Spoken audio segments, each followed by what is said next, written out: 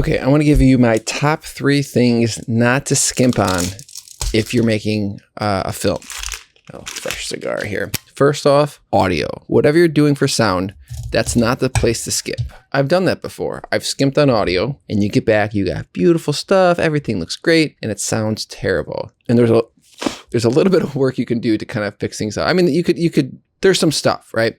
But bad audio is bad audio. And if you don't fix it, and it could be very expensive to try to fix some of this stuff, you're just going to be kicking yourself. So don't skip on bad audio. The next thing is lighting. Basically, if you're not familiar with the industry, if you're familiar, you're like, yeah, duh. Hiring a gaffer could be your best investment on set. I know one of the first productions I had, that was on the larger scale. That wasn't just me with 1 or 2 other people showing up and just sort of setting up lights and doing stuff. It was actually a big production. It was actually for Bishop Barron, who was Father Barron at the time. And I was renting a bunch of stuff, and the guy's like, well, who's your gaffer? It's like, well, what's a gaffer? I don't know. It's essentially their job as a gaffer is to make sure that an old cigar, everything looks good. So don't just hire a bad gaffer, hire a good gaffer. But hiring a good gaffer is going to make sure everything on screen looks good, beautiful. The third thing to not skimp on is pre-production. You don't want to do is show up to whatever you're doing, whatever you're capturing without a good plan. The ideal is, and certainly just thinking on your feet and nothing goes as planned, but you're showing up and you're just executing the plan. You know the schedule, you know what you got to get. There's not this guesswork. The best productions we've had, we've put the most amount of work in on the front side. Don't skip on audio. Make sure you have a good, clean, awesome audio. Great lighting. So whether it's hiring a gaffer or having a DP that can double as that, and